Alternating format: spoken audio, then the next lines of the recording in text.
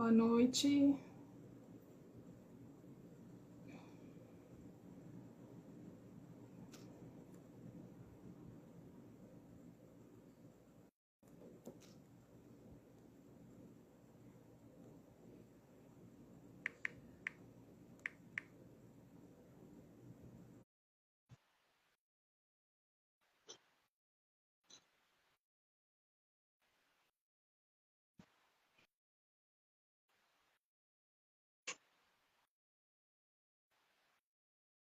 Oi, Gilberto, tudo bem? Boa noite. Como é que você está?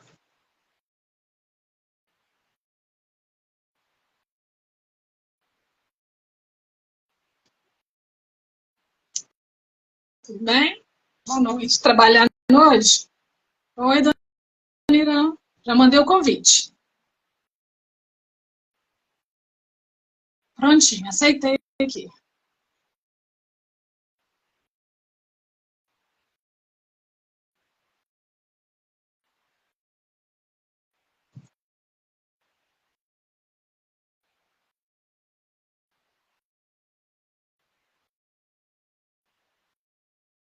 Até agora, mandei. Até agora, Gilberto, trabalhando. O importante é isso, né? Continuar trabalhando, né? Eu mandei o convite. Eu tô aceitando aqui já, tá bom? Oi, tudo bem? Olá, boa noite, tudo bom? Estou bem. E você? Graças a Deus, tudo sob controle, com saúde, né? Graças a Deus, tudo bem. Uma satisfação imensa poder estar aqui presente, conversando sobre um assunto que está em plena ascensão. Com certeza, né? Eu que agradeço, né, você ter aceito o convite, né? A gente falar sobre esse tema que é tão importante, né? E assim, é tão pouco divulgado. Eu vejo que é pouco divulgado na radiologia, né? Vai ser um prazer a gente bater um papo. É verdade. Só um pouquinho, né? Oi, Vanessa, tá boa? Oi, boa noite, Vanessa. Então, queria que você se apresentasse, né? Falasse da sua formação, né? Para quem não te Vamos lá, conhece ainda. vamos lá. Boa noite a todos, né? Aqui presente, sempre é uma satisfação imensa poder conversar sobre as ciências forenses. Antes de relatar quem eu sou, né, eu vou falar um pouco desse conceito das ciências forenses. Por que eu falo ciências forenses? Porque a perícia forense ela envolve não apenas uma temática, uma área de inspeção para auxiliar o Poder Judiciário.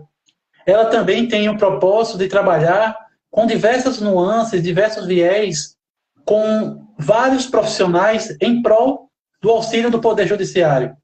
Então, adentra a odontologia forense, adentra o médico legista, adentra a radiologia forense, adentra o entomólogo forense, o papiloscopista, o físico forense, é toda uma equipe multiprofissional trabalhando o propósito de elucidar um crime daquele morto para desvendar o motivo da morte do morto.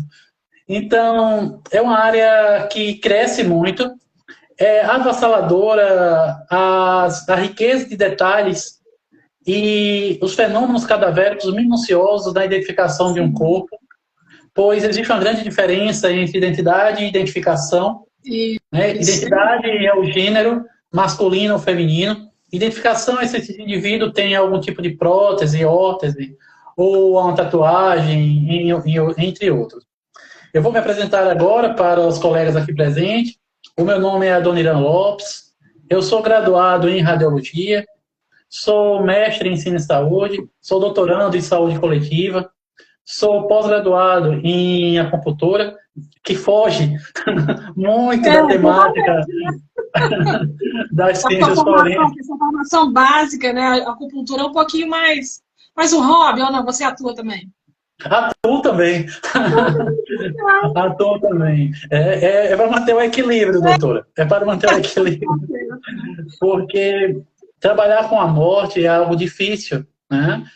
Na verdade, trabalhar com vivos também é bem difícil, pois todos querem, pois todos querem sombra e poucos plantam árvores, né? Então, Hoje Muitos em querem dia, colher, mas poucos querem plantar, né? É verdade, querem é semear, né? verdade. É verdade. Hoje em dia, acabou muito a questão do amor. Eu não digo amor por questões sexuais, não. Eu digo amor na questão do respeito, da empatia, Respeito humano, né? É verdade. dos valores fundamentais, né? E até mesmo quando a gente trabalha com aquele morto, nós temos que ter a obrigação, a ética profissional de trabalhar com amor, porque aquele ser, independente do erro ou não erro que ele venha ter tido cometido para ter morrido, ele foi o amor de alguém, foi o sonho, sonhou também, tentou ter perspectivas na vida, tentou prospectar. Então, nós temos que trabalhar com muito amor e esmero, com o intuito realmente de saber o motivo da morte do morto. E eu adentrei nessa área da radiologia, minha área é a radiologia forense, eu sou, por que não dizer, um grande pesquisador dessa área, pois é uma área que eu busco sempre conhecimento, conhecimento é poder, e Nossa, eu, claro, obviamente, eu não sou detentor de total sabedoria, eu estou aprendendo a cada segundo algo novo, e eu percebi que se faz necessário sempre essas novas tecnologias que estão adentrando no mercado, dentro da perícia, para auxiliar o Poder Judiciário, auxiliar o médico legal, auxiliar o odontologista naquela probabilidade, naquele propósito de principal, que é identificar aquele indivíduo por mortes trágicas ou catástrofes, entre outros tipos de morte. E eu adentrei nessa área desde 2003, nossa, que professor, doutora, eu já estou com a idade avançada. não, Eu mas eu já falo tenho. assim, experiência grande, né? Desde 2003, né? Adonira, É verdade. experiência grande, né? Uma bagagem grande, né? Nessa profissão. É verdade. Né? Eu ministro aula também aqui na universidade, aqui no estado do Ceará, onde eu resido, mas eu não sou cearense, né? Eu moro em Fortaleza. E aqui eu ministro aula também no centro universitário e ministro uma disciplina que é a radiologia forense, que é uma disciplina que envolve muito o quesito dos alunos buscarem realmente o aprender, o aplicar da educação continuada em prol realmente de elucidar esses crimes, ou não crimes, post-mortem ou anti-mortem, com a usabilidade desses equipamentos radiológicos. E quais são os equipamentos radiológicos mais utilizados dentro da questão forense e que precisa muito da participação do odontologista? Sim. Né? Hoje um equipamento chamado FlexScan. O FlexScan, doutora, e demais amigos aqui presentes, é um equipamento que ele faz o trabalho de 4 modalidades radiodiagnósticas. Um tomógrafo, a densitometria óssea, o raio-x e meados ultrassônicos. Então, ele tem a possibilidade de trabalhar de forma anatomofisiopatológica a estrutura óssea daquele cadáver, daquela carcaça, e ele, em 4 segundos, faz uma inspeção, uma varredura. Nossa, que interessante. Muito. O FlexScan é incrível, é da empresa chamada VMI, né? Existem vários equipamentos aqui já no nosso Brasil, né? Se usa muito também a tomografia, né? Para localizar a área real daquele projetil de arma de fogo, porque existe uma diferença muito grande da necrópsia para a autópsia. A necrópsia é o ato de ver, abrir e pesquisar o motivo da morte do morto. Sim. E a autópsia é apenas o ato de ver. Ok. Né? Então, exemplo, pacientes carbonizados. Né? Existe muito, a senhora como odontóloga e demais colegas aqui presentes também nos escutando, sabe que a arcada dental é uma área minuciosa, rica em detalhes precisos para a identificação de um corpo. Né? Porém, a nossa ossada dental, a senhora sabe melhor que eu, claro, ela tem composições da dentina, o esmalte e o cimento. Sim. E após 1000 graus Celsius, essas estruturas elas não conseguem suportar e elas se deterioram.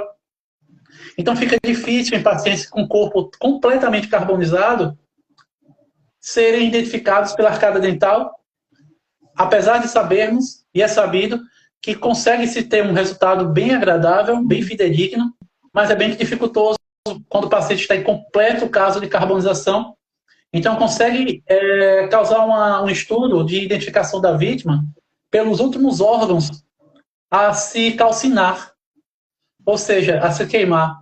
Os últimos órgãos a queimar é o útero e a próstata. Olha que interessante. Muito, muito. É incrível. E, por favor, não me perguntem o porquê, porque até hoje nenhum livro, nenhum cientista, nenhum pesquisador conseguiu desvendar o porquê que o útero e a próstata não são calcinados. Entendi.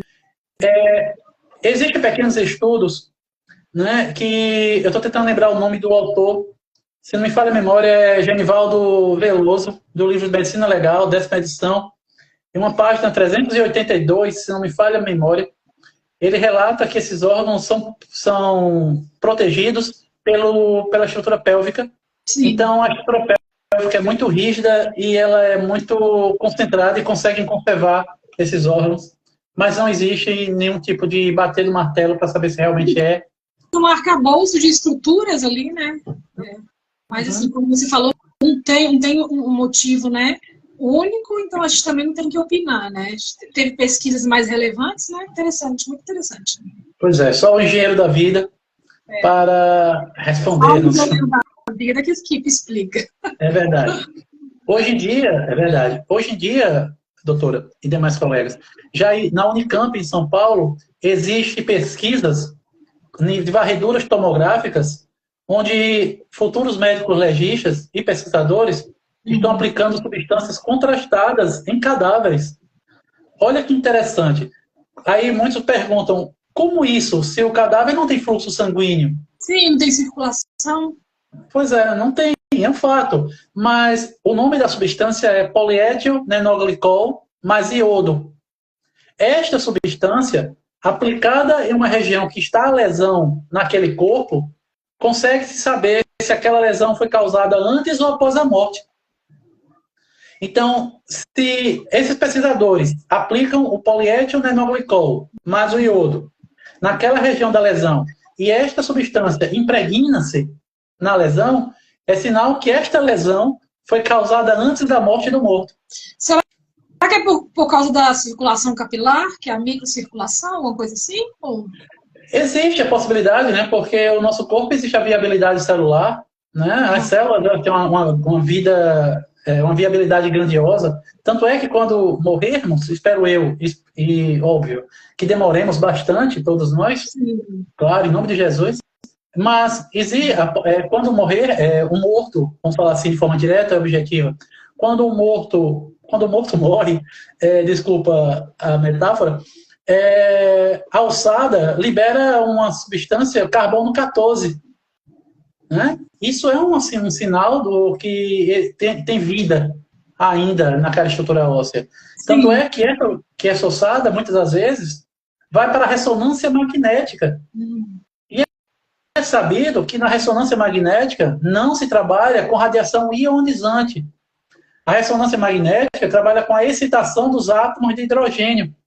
A ressonância magnética não tem radiação ionizante.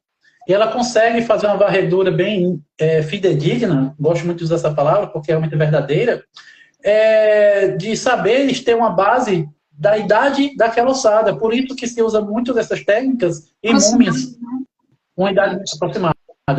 Né? É como na odontologia, a senhora pode falar melhor que eu, que existem os estudos da idade óssea, né? Que é do seio frontal, também as estruturas dos ossos do punho, né? Os ossos carpais. Então, pois isso se usa muito também na identificação e faz parte das atividades, das atribuições da odontologia. Também a gente fala a idade da formação dos dentes, né? Com a formação da coroa, ápice, raiz, a gente tem mais ou menos uma idade aproximada também. E do ciclo, né? Da erupção dos dentes, a gente consegue ter uma idade aproximada, nunca exata, assim aproximada. Né? Isso mesmo. Tanto é também que um estudo bem gritante, bárbaro, é através do seio frontal, porque todos nós, seres humanos, temos unicidade. Então, cada seio frontal são únicos. Até mesmo gêmeos univitelíneos vão ter um seio frontal único. E o odontologista sempre solicita um raio-x uma incidência frontonaso para fazer comparação, né, do cadáver com aquela radiografia que, se porventura, ele vinha ter feito quando vivo, antemortem. Se a família Então, tiver algum registro, né? Por isso que a gente estava, eu tenho um grupo, né, de radiologistas, a gente estava discutindo isso, né? Que foi alterada a legislação, né? Porque as clínicas, hoje em dia, ela tem que guardar esses exames, eu acho que um prazo até 18 anos, né? Dada a importância por isso, né? Porque o paciente, ele fez esse exame radiográfico, tomográfico, né? Vai que no futuro tem essa necessidade, né? Então, assim, é importante a clínica, né, ter um arquivo, né, que consiga comportar essas imagens. Hoje em dia, antigamente era um prazo de 5 anos, agora o prazo foi expandido. Isso mesmo, 5 anos. Né? É importante e é necessário, podemos dizer que é uma diretriz do Poder Judiciário. Né? Porque a partir da hora que o legista está com o odonto legal, o odontologista, solicita uma radiografia, é feita essa radiografia no Instituto de Medicina Legal de algum local, é solicitado pelo delegado que a parte reclamante vá buscar essa radiografia em alguma clínica ou hospital para levar para o IML, para assim existir as comparações. Então, se faz comparação do seio frontal, né, e do arco zigomático, e dá para a gente identificar um crânio, por exemplo, se é gênero masculino ou feminino, pela protusão da glabela, pelo arco zigomático e pela mandíbula, principalmente. Se for muito arqueada, a mandíbula já é do gênero masculino. Se o seio frontal, a região da glabela, tiver uma protusão, é do gênero masculino. Porque a mulher, do gênero feminino, a mandíbula dela é ovoide e o seio frontal é liso. E o arco zigomático e os caninos são bem pequenos. A estrutura óssea é um pouco mais delicada, assim, falando de um modo mais grosso, né? Sim. Bem mais delicada, bem mais delicada. Né? Então, hoje existe os exames radiológicos que têm a probabilidade de elucidar um crime de forma rápida e muito eficaz. Não é que estas técnicas de imagem, chamada hoje de virtópsia, não hoje, mas já vem esse nome há muito tempo, né? A virtópsia é a usabilidade da ressonância e da tomografia nas necrópsias virtuais. Não é que essa técnica, essa tecnologia avançada e muito evoluída veio substituir a necrópsia convencional. Jamais. Elas veio somar. Claro que, a partir da hora que um médico legista está manipulando esse cadáver para procurar ou inspecionar um PAF, um projétil de arma de fogo, vai existir uma grande probabilidade desse projétil de arma de fogo se deslocar, sair do seu local de origem. Já com a varredura tomográfica, claro, não vai ter manipulação, então temos como saber o trajeto e a trajetória do projétil de arma de fogo naquela região anatômica. Dona Ira, uma dúvida minha. Assim, quando que se usa quando é utilizado o exame de DNA? Quando se esgotam todas as outras possibilidades? Não, sempre são usados. Na verdade, tudo é alocado. Vamos fazer isso, vamos fazer aquilo, tudo é um composto, porque existe uma equipe multiprofissional e cada um vai fazer o seu papel. Dá-se 10 dias para periciar um corpo. Né? Então, interessante é que quando um cadáver adentra no Instituto de Medicina Legal, a primeira pergunta do legista é: houve morte? Olha o que eu estou falando. O cadáver entrou no IML. E o legista pergunta: houve morte? Para nós, seres humanos, é óbvio. Né? Se o cadáver entrou, o cadáver já se diz morto, mas é porque existem vários tipos de morte. Existe a morte anatômica, que é a morte de um membro. Existe a morte histológica. Existe a morte encefálica. Existe a morte aparente. Existe a morte súbita. Morte mesmo é o cessar completo e irreversível de todos os sinais vitais. Então, demora-se 8 horas para iniciar um processo de inspeção cadavérica. Se tiver no Instituto de Medicina Legal o recurso das imagens radiológicas, perfeito, plausível, porque vai ser muito mais rápido. Caso não, é um pouco mais demorado, mas com certeza absoluta a equipe ela é rápida, eficaz e bem precisa, sem possibilidade de erro. E hoje, com a tecnologia, né, a gente consegue, né, dar um diagnóstico mais preciso e mais rápido, né? Eu acho que é super importante frisar isso, né? A tecnologia ela veio para dinamizar, né? Colocar mais dinâmico essa resolução, né? É verdade. E outra, doutora e demais colegas, hoje em dia aplica-se muito em alguns estados brasileiros a ressonância magnética em casos antemortem, ou seja, vivos, Sim. para dar-se a possibilidade de um diagnóstico preciso de psicopatia ou sociopatia, ou até mesmo sociopatia adquirida. Por mais que saibamos que a pedofilia para o nosso Brasil não é crime. Eu acho um crime hediondo, uma opinião minha. É um crime bárbaro. Mas para a justiça brasileira, a pedofilia não é crime, é dado como um transtorno de personalidade antissocial. A ressonância magnética... É complicado a gente debater um assunto desse, né? Por isso que eu falei à senhora, e em outras conversas que nós temos, é um assunto tão grandioso que um puxa a outra informação. Vamos voltar de novo, porque assim, é super interessante, porque assim, eu acredito, assim, a gente conversando, né, no comecinho a gente está falando, a informação, ela liberta, né? Então, assim, eu criei esse espaço aqui no Instagram para a gente poder divulgar, debater assuntos novos da radiologia, porque para nós, radiologistas, da odontologia, não ficar só naquele mundinho, né? Tem tantas informações que podem agregar, né? Eu acho que eu tenho uma máxima na minha vida, nada por acaso. Toda informação que chega até você, um dia você vai utilizar para alguma coisa. Então, assim, todo conhecimento que nos é apresentado não é à toa, né? Eu acredito que não existe coincidência no universo, né? Existe um porquê das coisas. Então, assim, divulgar informação mesmo, porque tem pessoas que não conhecem, tem pessoas que não sabem a atuação, né? A sua atuação, por exemplo. Então, acho importante demais a gente divulgar. Sim, verdade. Então, a ressonância magnética possibilita muito um diagnóstico desses casos e de psicopatia, sociopatia e sociopatias adquiridas, tudo através do córtex pré-frontal, do cerebelo e da amígdala, não a amígdala da nossa garganta, mas da amígdala perto do corpo caloso, né?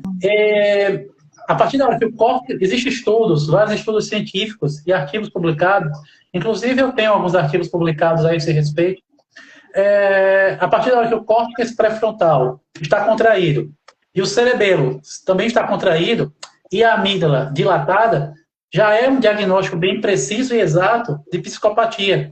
Sim. Né? Então, a partir da hora que a ressonância magnética consegue fazer a varredura nesse paciente antemortem, ou seja, vivo, já dá-se uma possibilidade de uma precisão no diagnóstico para, assim, o Poder Judiciário fazer os seus trabalhos laborais. Eu dou um exemplo, que foi aquela Susana Richthofen, eu não sei se eu estou pronunciando correto, mas ela fez um exame de ressonância e foi diagnosticado um quadro de psicopatia. Ah, né? Sim, interessante a informação. Dona, qual que é a sua atuação? Desculpa, pode falar. Eu atuo com a questão mais patológica, né? Eu atuo mais com a questão patológica, saber o motivo da patologia que aquele exame de imagem causou naquele indivíduo, né? Então, sim, vai se estudar o órgão para saber se aquele órgão ele foi aferido ou não por uma lesão X ou Y. Então, trabalha-se com questão patológica. E a patologia, não a patologia de micro, né? Microscópicos, com lâminas, mas a patologia do órgão mesmo em si. Muitas das vezes, aquele projetil de arma de fogo alojou-se em uma região do corpo, mas o indivíduo não morreu, não veio a óbito por aquele projetil de arma de fogo. Olha que interessante. Ele pode ter vindo a óbito por uma tensão, né? Por uma tensão, e essa tensão ocasionou uma parada cardiorrespiratória, ele veio à morte por parada cardiorrespiratória. Boa noite, Kleber. Boa noite a demais colegas aqui presentes. O Kleber colocou aqui, mestre, a dona Ira. Eu vi aqui. O Kleber é uma pessoa querida, um amigo de muitas datas, longas datas. Então, é interessante a área realmente da radiologia como um todo, porque ela veio realmente, doutora, completar com demais profissionais e assim ter uma execução mais gritante e brilhante do caso crime. E é importantíssimo, os profissionais que trabalham, e é um fato, devem saber, que trabalham nos IMLs, no Serviço de Verificação de Óbito, terem conhecimento de algo chamado tanatologia, ou seja, o estudo da morte, né? Thanato foi considerado um deus grego, né? E ele era considerado o deus da morte, né? E logia significa estudo, então tanatologia é o estudo da morte. Sim. E é importantíssimo saber medicina legal, né? Para atuar na área da radiologia forense, só se faz a importância de atuar nessa área se fizer se submeter a um concurso público, de esfera estadual ou federal. Né? Passando nesse concurso público, será um policial civil da Polícia Científica, que vai auxiliar o Poder Judiciário. Né? Aí vem um conceito do que é a radiologia forense, que é uma sub-área da medicina legal, que trabalha com as diversas modalidades radiodiagnósticas em prol da elucidar de um crime. Sim. E a radiologia forense vai trabalhar de forma muito direta, tanto com o odontologista, como também com o médico legista. Então, se faz necessário trabalhar com esses dois outros grandes profissionais para se chegar num ponto X do motivo da morte. É muito interessante. E um fator que está crescendo muito, também dentro dessa questão tecnológica de inspeção, também é a usabilidade dessas tecnologias nas visualizações, nas inspeções de mulas do tráfego. Sim. Existem 3 tipos de mulas do tráfico. Né? O body packer, que são aqueles indivíduos que colam as drogas no corpo. Sim. Os body pusher, que inserem ou celular, carregadores ou drogas por regiões genitais ou anal. Sim. E também os drug smuggling, que são aqueles que engolem as cápsulas. Né? E quando existe as mulas do tráfico de drug smuggling, e se essa cápsula vir a implodir-se, porque elas não explodem, elas implodem, o indivíduo vai morrer por overdose. Sim. E a região que fica mais aquecida de sabermos que houve morte por overdose, por asfixia, é a região dental. Interessante. Aí entra o profissional da odontologia, né? Que caso de afogamento, caso de sufocamento ou sufocagem, as regiões que a gente já tem o batido do martelo que morreu devido a essa patógene, sim, a região que vai ser inspecionada vai ser os dentes, porque os dentes ficam rosa. Aí denomina-se... Desculpa, doutora, por favor, perdão. A cavidade oral, né? A principal afetada, né? Uhum. Isso mesmo. E a região dá-se um nome de sinal ou síndrome do dente rosado. Tanto fica o dente todo rosa, ou rósea, e a gengiva se retrai. Então, já se sabe que esse indivíduo morreu por afogamento ou por sufocagem. Então, o corpo fala. Né? O corpo fala. Né? Tem uma frase que fala, né? O corpo fala por si só, né? Então, assim, é o corpo dando sinais que deu, né, fim à vida dele. É interessante, muito interessante. E vai se fazer um estudo de identificação também pela região do palato, né? As rugas palatinas, elas não se modificam, né?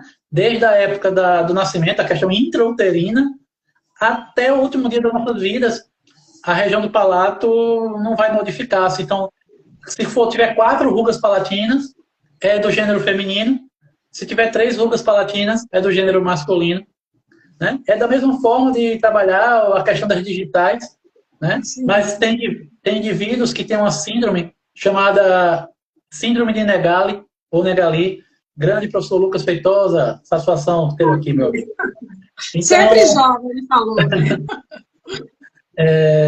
Então, a síndrome de Negali, ou sinal de Negali, significa a ausência das digitais. Então, raramente, é um caso raro, mas existe a probabilidade. Então, para identificar um cadáver, existem recursos e mais recursos. E hoje, que bom que existem as tecnologias radiológicas com essa nuance, né, de favorecer um diagnóstico preciso, sem poder ter erros. Na verdade, não tem erros. E ajuda demais, por exemplo, uma tragédia, né, de proporções grandes, né, quando muitas vidas são ceifadas, né, tanto que a tecnologia agiliza esse processo, né? minimizar um pouco a dor da família, né? Que quer ali, né, ter um ente querido, né? Eu penso muito nisso, né? A tecnologia ela veio só para somar, né? Sem dúvida. Quero também agradecer aqui, doutora, a presença do professor Yuri Craveiro, um grande colega aqui da localização de Fortaleza, um grande professor da radiologia. Assim também quanto o grande Lucas Feitosa, também um excelente docente, brilha também na área da radiologia. E é bom a gente somar com esses colegas aqui presentes, porque um auxilia o outro e assim juntos vamos crescendo, evoluindo, aprendendo também, porque estamos aprendendo a cada segundo, como eu falei logo no início da nossa confabulação. Eu penso que a vida é uma grande corrente, né? E nós somos elos, né? Ninguém trabalha sozinho, né? Eu falo isso muito na radiologia. A gente precisa de técnica, a gente precisa, né, da recepcionista, a gente precisa de todo o corpo ali na clínica radiológica funcionando para o exame sair de qualidade no final. Então, assim, acho que toda a área é do mesmo jeito, né? Ninguém trabalha sozinho. A gente não é um indivíduo que é uma ilha, né? Fica isolado, né? Nós precisamos uns dos outros. Hoje, na odontologia legal, também temos o recurso, né, de equipamentos chamado um tomógrafo Morita. Morita, conheço. Pois é, eu cheguei a conhecer o Morita e é um equipamento de uma sofisticabilidade gigantesca. As imagens são lindas, né? Eu trabalho exclusivamente com tomografia odontológica. As imagens são lindas, são uma definição de qualidade extraordinária. São ricos em detalhes, realmente, né? E existe a possibilidade de trabalhar com esses equipamentos, né, altamente sofisticados na análise da identificação, né? Na instituição de ensino onde eu ministro aula, eu estou com uma pesquisa junto com um odontólogo, assim como a senhora, o doutor Felipe Nogueira, não sei se a senhora conhece, mestre e doutor em radiologia pela USP, e ministra aula comigo na mesma instituição que eu ministro aulas, e estamos pegando as estruturas ósseas que lá trabalhamos com peças biológicas, né? E também tem lá peças sintéticas. Então, estamos pegando essas peças biológicas de crânio e estamos colocando no tomógrafo odontológico. Estamos tendo um estudo para estipularmos pelo menos a base da idade daquela ossada, né? Através das estruturas ósseas. Está bem interessante. O trabalho ainda está... Adorina, eu sei que você tem um compromisso, né, um pouquinho mais tarde. Fala um pouquinho sobre você trabalha com educação continuada, né? Sim. Você ministra cursos, quer falar um pouquinho sobre o seu trabalho também, para a gente poder divulgar um pouquinho também? Eu sou um docente por amor.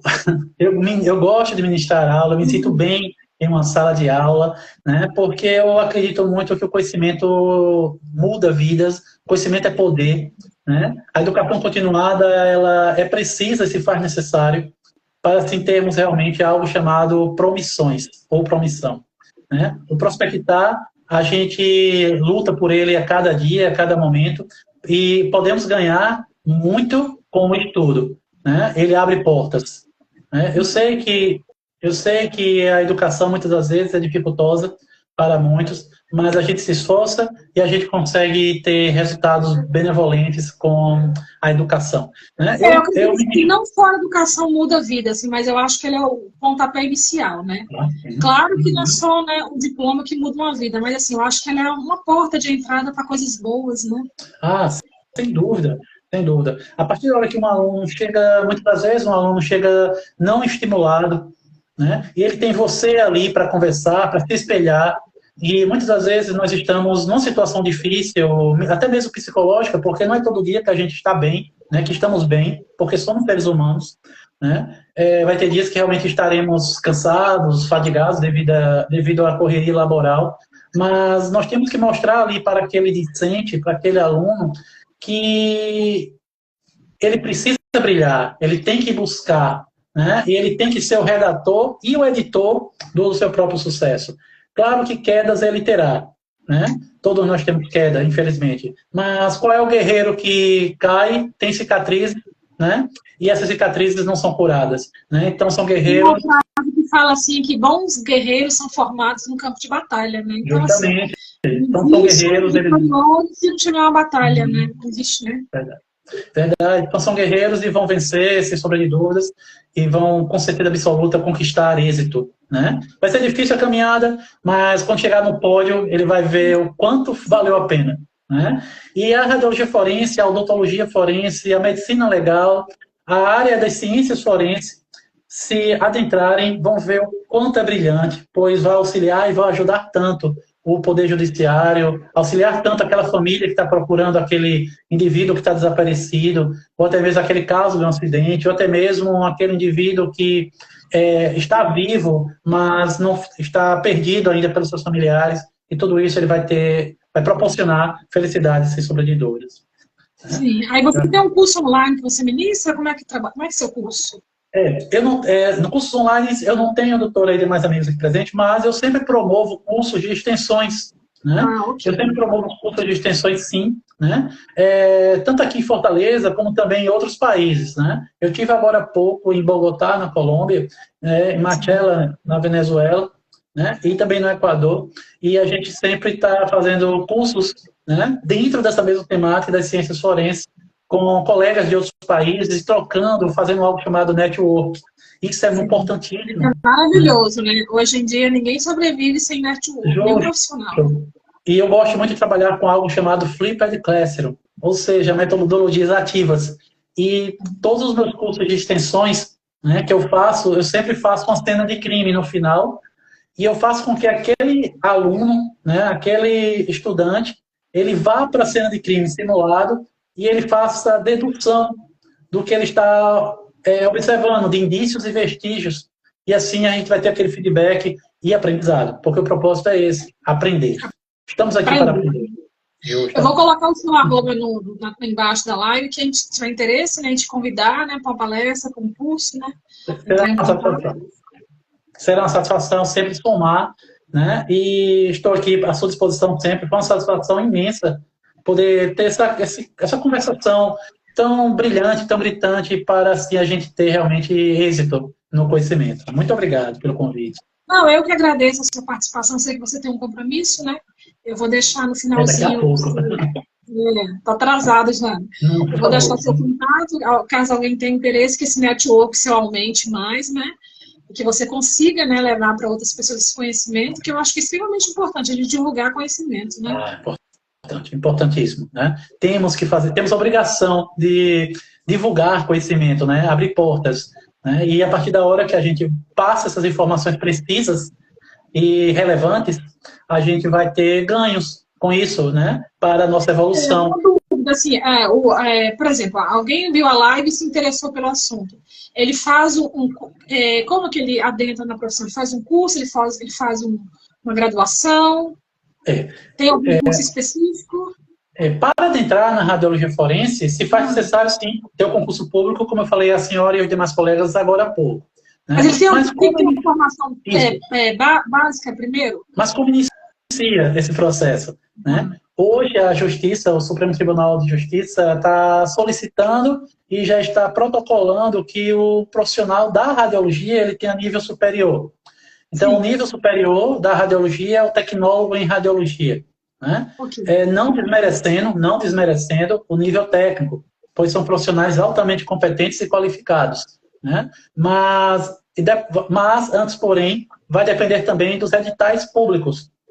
Né? Então, se faz necessário você ser graduado, né? E passar no concurso público. Antes, porém, se tiver um curso de pós-graduação, se tiver cursos extras, que é importantíssimo, né? Curso de grafotécnica, de perícia criminal, ciências forenses, vai somar para com ele e ele só vai ganhar com isso, pois conhecimento é poder. Todo curso é válido demais, eu sou suspeito, porque muitos alunos chegam para mim e dizem assim, professor, esse curso é bom? Eu digo, excelente, faça.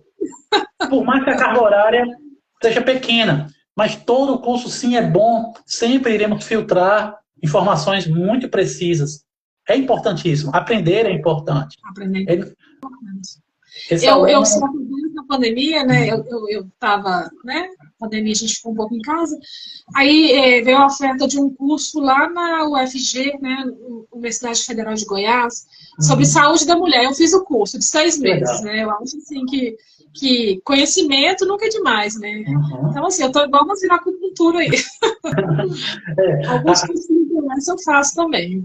a acupuntura realmente foge muito, né, É. dessa questão do espírito forense, muito, muito.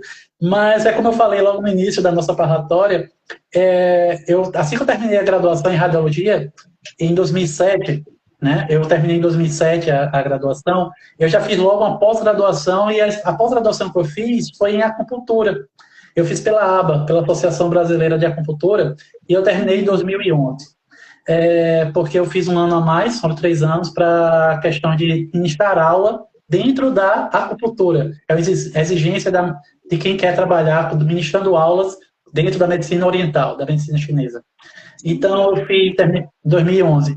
E eu pensei que eu não ia gostar, mas meus olhos brilharam, porque eu percebi que as patologias que existem no nosso mundo, com aquela agulha, com aquela medicina oriental, dentro de um espaçozinho chamado meridiano, tem a possibilidade de curar, e tudo se trabalha com energias.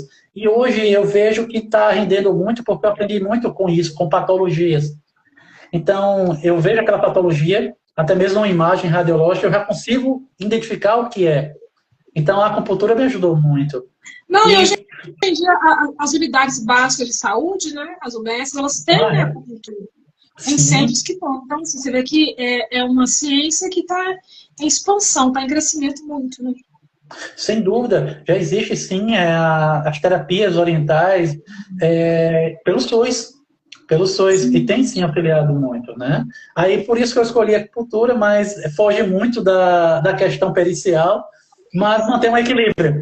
Você fica com a mente sã. Não, se você estuda uma área, né, você fica estagnado. Você tem que sair um pouquinho da curva de vez em quando, né? Justo, Estudar né? uma outra área, né? Eu gosto muito de ler, então, assim, vira e mexe, eu estou lendo algum assunto, assim. Nem sempre da minha área. Eu estou fazendo mestrado agora em gestão integrada de território, né? Então, assim, eu tenho lido muito de área mais humanas, né? Eu saí um pouquinho da área da biológica ali, eu estou lendo bastante. Então, assim, conhecimento nunca é demais. A gente está sempre agregando, né? Valor. É verdade. Sempre estamos filtrando algo importante. Conhecimento realmente é poder e abre portas, né? Nos eleva, nos faz evoluir como pessoa, como profissional, né? E quem ganha muito com isso é o paciente, é aquela clientela, porque você vai ter uma conduta profissional cabível de recepção. A partir da hora que o paciente, o cliente, te vê e percebe-se que está sendo bem recepcionado, ele vai ficar mais tranquilo e vai favorecer muito a nossa atuação laboral. Então, a senhora e demais colegas, quando buscam conhecimento, não está perdendo absolutamente nada. A gente ganhando. tem uma visão mais humanística, né? A gente fica, né? Sai um pouquinho só da biologia e a gente tem uma visão mais de mundo, mais de ser humano. Eu acho que é super importante. A ética, né? A ética é uma coesão da humanidade, né? A ética é aquele trabalho em equipe em prol de um só propósito, que é a promoção, prevenção e recuperação à saúde. Sim. Então, esse é o nosso trabalho principal. Isso independente das áreas que formos atuar, né? Independente se for atuar na perícia forense, se for atuar na questão de assistência, ou em outras áreas, até mesmo nas engenharias ou no direito, nós temos que trabalhar esse propósito de promoção, prevenção e recuperação. Temos que mais humano, né? Temos que ver o paciente como um ser único, e não como uma moeda de troca. Mas vamos conseguir isso. Eu penso muito por isso também. Mas eu não vou ocupar mais seu tempo. Quero te agradecer, um prazer enorme. A gente vai combinar outro dia, a gente poder conversar um pouquinho mais, né? Porque é um assunto super interessante, né? E a gente tem que divulgar mais o trabalho, né? Que eu acho que quanto mais pessoas conhecerem o seu trabalho, conhecerem da sua profissão, né? Vai que alguém se identifica, né? E quer seguir seus passos, né? Até um espelho, né? Eu acho que a gente, quando quer um caminho novo, a gente tem que ter um norteamento. Então, assim, você se torna um norte para alguém, né? Eu acho que a grande sacada da vida é isso, a gente ser testemunho para alguém. Ser exemplo de coisas boas para alguém.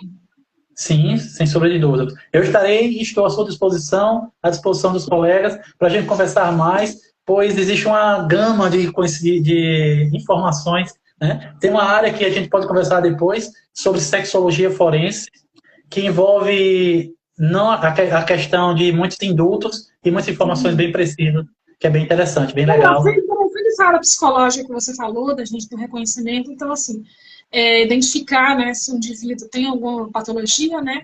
Achei super interessante. Vamos marcar um dia da gente conversar. Porque tem tantos estudos, tanta coisa nova, a gente acaba que fica um pouco defasado, né? Então, É verdade. Divulgar mais. Vamos sim, eu estou à disposição Conversar sempre. com você, né? Fica aqui meu agradecimento, tenha uma ótima noite, né? Uma excelente semana. Boa noite para todos que estão aqui, né? Seus amigos, né? Seus seguidores também, que admiram o seu vários trabalho. amigos aqui presentes, né? Agora há pouco também o grande professor Antônio Leão, a esposa dele, falando aqui conosco. Grandes amigos aqui presentes. Grandes amigos, graças a Deus. Obrigada. É uma satisfação imensa. Quer deixar uma Muito mensagem obrigado. final? Jesus abençoe a senhora e os demais colegas aqui presentes. Tudo de bom para vocês. Abençoe você grandemente. Tchau, boa noite. Tchau, tchau, boa noite.